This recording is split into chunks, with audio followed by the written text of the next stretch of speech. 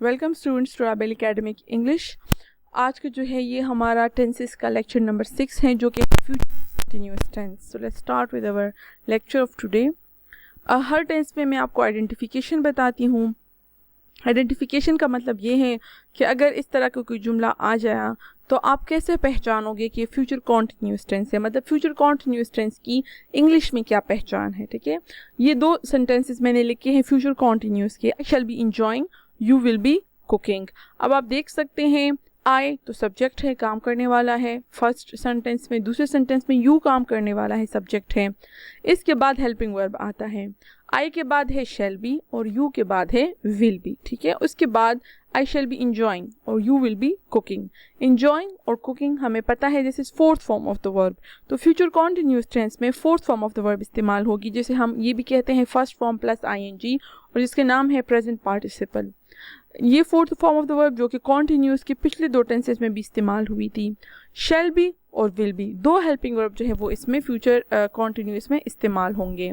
अब देखिए shall be and will be are used as helping verbs.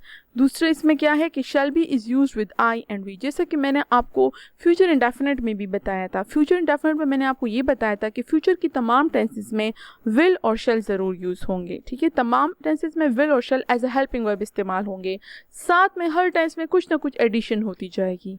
अभी future continuous है तो यहाँ पर विल और शैल है, लेकिन साथ में उसके साथ बी ई का वर्ड उसका इजाफा कर दिया गया है। तो शैल बी आई और वी के साथ इस्तेमाल होता है, और विल भी जो है वो जो है बाकी तमाम के साथ जो इतने भी सब्जेक्ट्स रह गए हैं उनके साथ सबके साथ विल भी इस्तेमाल होता है।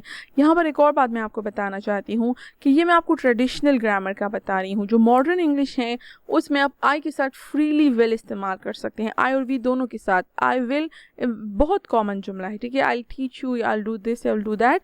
आई के साथ विल बहुत ही आजकल इस्तेमाल हो रहा है, लेकिन अभी भी ट्रेडिशनल जो हमारा ग्रामर है, जो कन्वेंशनल ग्रामर है, उसमें अभी तक जो है शैल का इस्तेमाल ख़त्म नहीं हुआ है।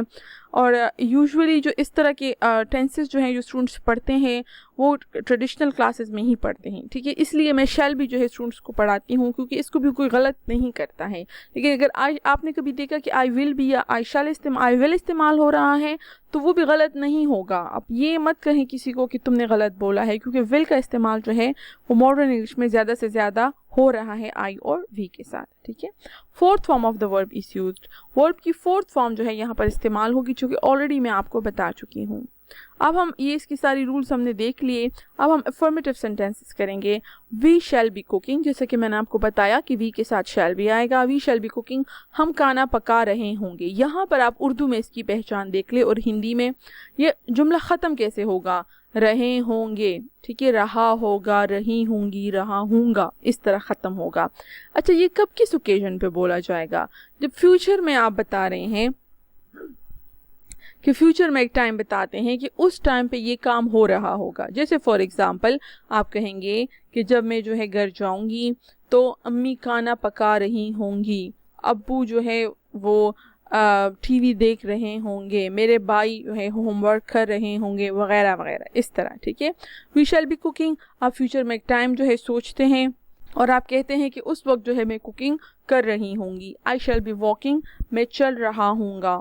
यू विल बी टीचिंग, आप पढ़ा रहे होंगे। अब यू है तो उसके साथ विल भी आएगा। They will be cutting trees, वो दरख्त काट रहे होंगे। शी विल बी फाइटिंग, वो लड़ रही होगी। यहाँ पर इंग्लिश में पहचान shall be, will be, verb की फोर्थ फॉर्म। उर्दू और हिंदी में इसका एंड होता है जुमले का रहा होगा, रही होंगी, रहे होंगे। ठीक है, नाउ विल कम टू, अब हम नेगेटिव सेंटेंसेस करेंगे। He will not be watching TV.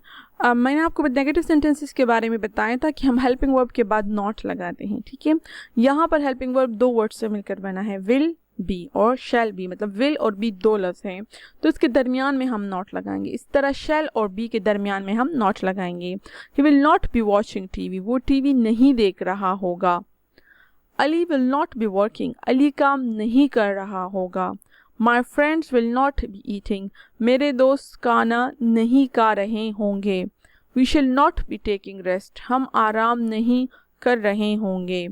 आई के साथ शैल बी और वी के साथ, आई और वी के साथ शैल बी, बाकी तमाम के साथ विल बी। और उर्दू में ज़ाहिर है इसमें और हिंदी में इसमें नहीं आएगा। ठीक है, अब I will move towards interrogative sentences. Interrogative interrogative sentences जो है वो सवाल होते हैं और ये यस नो क्वेश्चंस हैं। यस नो का क्वेश्चंस का मतलब ये कि जिसका आंसर आप यस या नो में दे सकते हैं।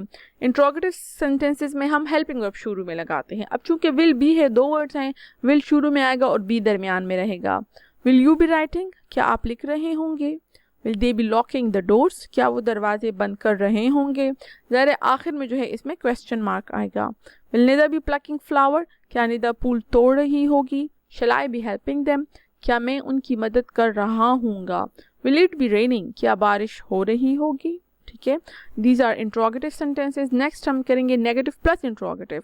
ये वो सवाल होते हैं जिसमें जो सवाल भी है लेकिन साथ में उसमें नॉट भी आता है। तो इसमें शुरू में विल आएगा या शैल, दरमियान में जो है वो फिर सब्जेक्ट के बाद नॉट और फिर बी आएगा। ठीक है, will they not be mending the chair, क्या वो कुर्सी की मुरम्मत नहीं कर रहे होंगे। Shall I not be drawing pictures, क्या मैं तस्वीरें नहीं बना रहा हूँगा।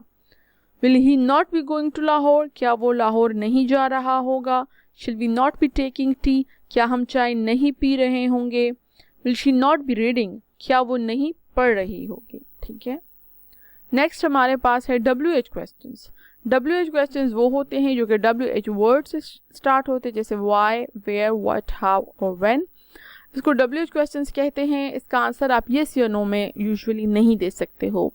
फॉर एग्जाम्पल इसमें आप क्या करोगे, वही जो आपका सिंपल सेंटेंस है वो आप फॉलो करोगे। हेल्पिंग वर्ब लगाओगे, subject be, fourth form of the verb और आगे जो है वो लगाएंगे, लेकिन इसके शुरू में WH वर्ड आएगा। शुरू में आप WH वर्ड लगा दोगे। Why shall we be going to Lahore, हम लाहौर क्यों जा रहे होंगे। What will they be thinking, वो क्या सोच रहे होंगे। Where will she be living, वो कहाँ रह रही होगी।